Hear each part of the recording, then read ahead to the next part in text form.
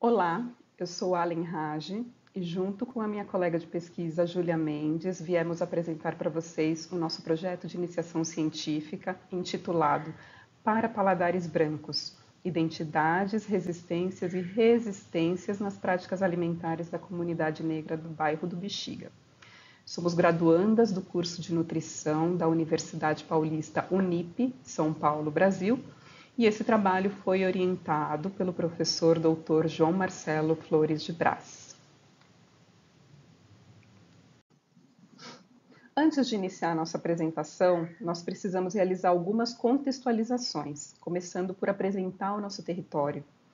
O Bexiga é um território, um local dentro do bairro da Bela Vista, cidade de São Paulo, e ele é popularmente e midiaticamente conhecido e reconhecido como um bairro italiano, onde se encontram os restaurantes, as cantinas e o local onde é realizada uma festa popular chamada Festa da Nossa Senhora Quiropita, que acontece todos os anos durante o mês de agosto. Apesar desse destaque italiano, o local tem uma história que antecede a chegada desses imigrantes ao país, que acabaram se instalando naquele local. Originalmente, o território era parte de uma trilha indígena que acompanhava o rio Saracura. Hoje, o rio Saracura corre por galerias subterrâneas. À margem deste mesmo rio, em um passado mais recente, se estabeleceu um quilombo de negros escravizados fugidos que ali se abrigavam e se escondiam numa mata e na baixada do rio. Foi ali que se iniciou a ocupação do que primeiro seria chamado de Bexiga e logo depois rebatizado com o nome de Bela Vista. O quilombo do Saracura foi o único quilombo urbano oficialmente reconhecido na cidade de São Paulo. Mas, se a história do território é negra e indígena, por que se fala predominantemente dos italianos? Um dos diversos fatores que influenciaram na italianidade do bairro é que o Brasil, uma colônia portuguesa nas Américas, até os dias atuais tem enraizada uma forma de pensamento onde a referência é ainda valorizar uma visão eurocentrada. Nessa lógica de poder, houve uma tentativa de encobrir a história original daquele território através de políticas oficiais de branqueamento da população. A elite da época da abolição não aceitava bem uma possibilidade de miscigenação da população naquele período. E acreditavam que existiam defeitos de cor, entre aspas, né, daquelas populações que eram tidas como não brancas e que esses defeitos poderiam ser ou deveriam ser corrigidos com o tempo. Tudo isso geraram políticas que não buscavam embates entre os grupos sociais, mas essas manobras legislativas que foram feitas pelo governo acabaram suprimindo as contribuições feitas pelas etnias negra e indígena e acabaram até conduzindo essas populações à margem do território e às vezes até para fora dele. Nesse mesmo período, ainda na parte do fim da escravatura no Brasil, trabalhadores italianos eram incentivados e subsidiados pelo governo e chegavam em massa na cidade de São Paulo e buscavam terras financeiramente acessíveis e próximas ao centro para fixar a sua residência. Por isso, acabaram escolhendo esse território do Bexiga, hoje Bela Vista. Estas políticas de branqueamento que desconsideravam essa participação dessas etnias que eram entendidas como inferiores naquela época, persistiu até a década de 1930, quando o governo Getúlio Vargas surgiu com um movimento nacionalista na busca daquilo que ele chamava de autenticidade brasileira. Eles queriam descobrir e definir o que seria ser brasileiro. Ali, decidiram então incorporar símbolos de matrizes negras que antes eram até criminalizados, a sua expressão era criminalizada, e eles foram inseridos e incorporados como parte da cultura nacional. O samba, a capoeira, o candomblé passam a ser símbolos folclóricos, porque supostamente representariam uma síntese das culturas locais. E é isso que justifica parte da nossa pesquisa. a busca de um registro e da preservação de uma cultura e de uma ancestralidade alimentar suprimidas naquele território, no Brasil, no país, em São Paulo, e que fazem parte da construção desses paladares brasileiros. O que também justifica a nossa pesquisa é o fato de que no Brasil houve uma reformulação das diretrizes curriculares dos cursos de nutrição no fim da década de 1970 e durante a década de 1980. Viu-se que era relevante incluir o estudo da dimensão social da alimentação para os graduandos. Dessa forma, foram inseridos no currículo básico conteúdos de ciências sociais, humanas, econômicas, com o objetivo de melhor compreender, interpretar, preservar, respeitar, reforçar, difundir culturas alimentares diversas que compõem a alimentação humana. Dessa forma, os objetivos dessa pesquisa foram identificar e descrever as práticas alimentares da comunidade negra do Bexiga, observando o uso da comida como expressão cultural das raízes negro-africanas e descrevendo os movimentos culturais que utilizam a comida como forma de preservar sua ancestralidade no território.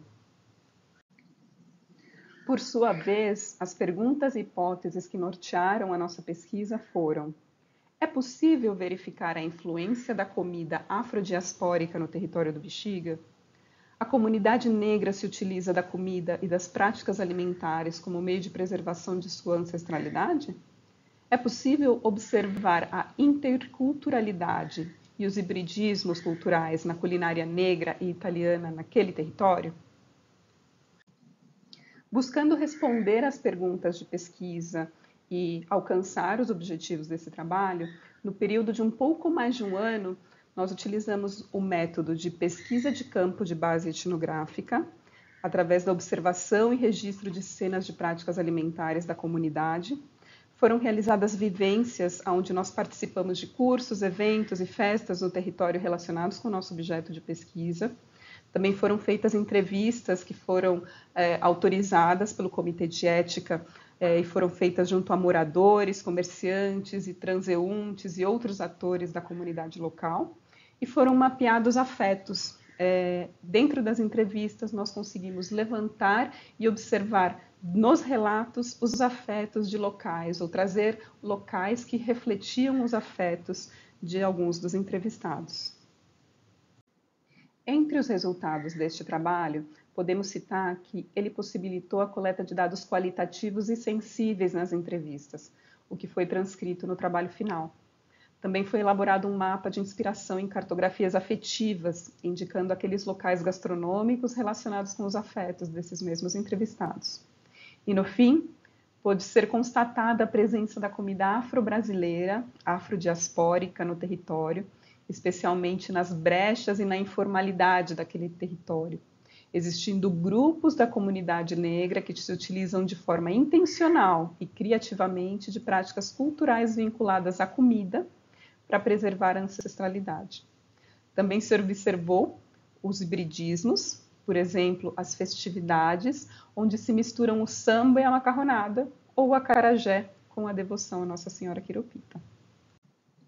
Nestes próximos slides, a gente traz alguns dos trechos das entrevistas e dos relatos trazidos pelos nossos entrevistados, onde eles colocam a presença da comida italiana no território, a força dela e do que ela representa ali, e onde trazem também as suas percepções sobre a comida afro-brasileira e afrodiaspórica dentro do território. Como elas se apresentam, em que momentos e como elas fazem parte dos seus afetos e das suas vivências cotidianas ali no local.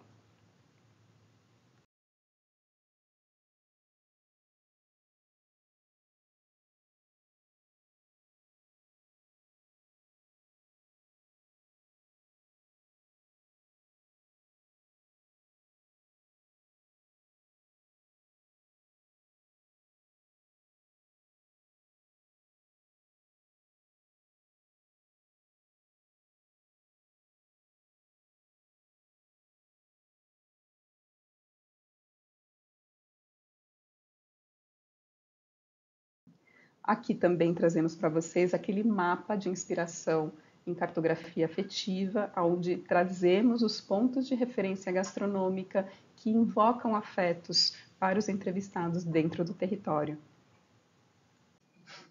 Em nossas considerações finais, acho que nós pontuamos que a migração forçada de povos da África ao Brasil acabou exigindo que essas comunidades reconstruíssem suas identidades e se reagrupassem nesses novos territórios. Isso acabou influenciando nos comportamentos, na musicalidade, na religiosidade, nas festas, nas tradições e também nas práticas alimentares. As supressões estruturais que resultaram das políticas locais de branqueamento da população acabaram interferindo e incentivando o exercício de uma resistência para que essas comunidades pudessem existir e até reexistir nas brechas, nos entre-lugares, em lugares informais e até precários muitas vezes. Tudo isso numa tentativa de preservar uma cultura ancestral, saberes e sabores. Também acreditamos importante pontuar que dar uma maior visibilidade à culinária afro-brasileira no território, com um objetivo de explorar essa culinária de forma criativa e econômica, assim como acontece com a culinária italiana, pode ser uma oportunidade com um potencial para reparar feridas históricas que tiveram origem naquelas supressões. Ao mesmo tempo, elas podem servir para enriquecer um paladar com mais diversidade e para fomentar a economia local.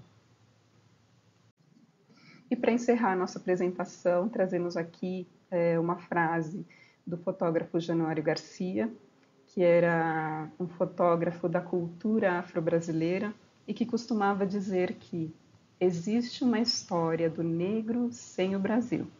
O que não existe é uma história do Brasil sem o negro. A seguir, apresentamos as nossas referências e muito obrigada.